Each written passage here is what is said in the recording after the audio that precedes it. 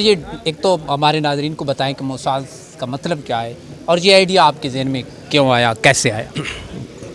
بسم اللہ الرحمن الرحیم۔ سب سے پہلے تو نیوز اینڈ ویوز اور آپ کا بہت بہت شکریہ کہ آپ آیا، آپ نے ہمیں کور کیا، ہمیں ٹائم دیا۔ دوسری بات یہ کہ مجھے اللہ پاک نے جو پہلا بیٹا دیا تھا اس کا میں نے نام موسیٰ رکھا تھا، تو موسیٰ سے ہم نے موساز کیا، یعنی بہت سارے موسیٰ۔ انگلش والا موسیٰ کو آپ ایس لگا دیتے ہیں تو موساز جمع ہو جاتی ہے۔ اب موسیٰ کا ہم نے کیا کیا کہ میاں والی یونائٹڈ سنز اینڈ سسٹر سے اس کو ہم نے ایبریویٹ کر دیا۔ موساز کا ہمیں خیال ایسے آیا کہ جب میں پڑھ رہا تھا تو ظاہری بات ہے میرا گھر روکھڑی میں، آپ میرے والدین سے بھی ملے ہوئے ہیں، تو ہم غریب لوگ تھے، تو کچھ لوگوں نے مجھے سپورٹ کیا اور ایک استاد محترم کی وجہ سے میں اس رات پہ چل پڑا اور ڈاکٹر بن گیا۔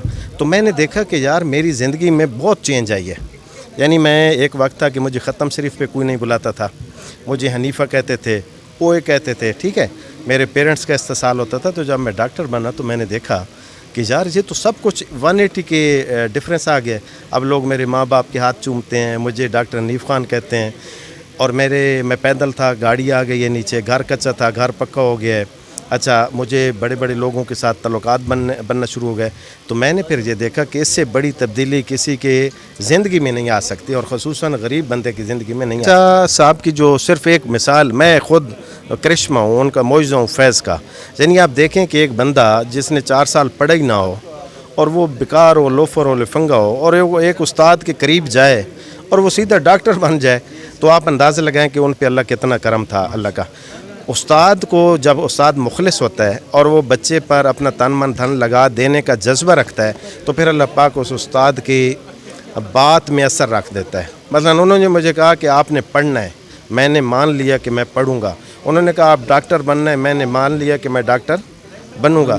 اب خرچے والی بات جو تھی وہ درمیان میں تھی، انہوں نے کہا وہ اللہ نے کرنا ہے، وہ بندوبست اللہ کرے گا۔ تو اب میں یہ پیغام دے رہا ہوں گھر گھر جا کر کہ اگر آپ کا بچہ پڑھتا ہے، لائق ہے، آپ اس کو پڑھائیں۔ اگر فیس نہیں ہے تو، اور کوئی بھی اگر نہیں دیتا تو جب تک یہ آپ کا بھائی اور اس کے ساتھ اور بہت سارے، اب میرے ساتھ 60 لوگ آ گئے ہیں میاں والی کے، جب تک ہم زندہ ہیں ہم کسی بچے کو فیس کے معاملے میں یہ نہیں کہیں گے کہ آپ کے لیے فیس نہیں ہے۔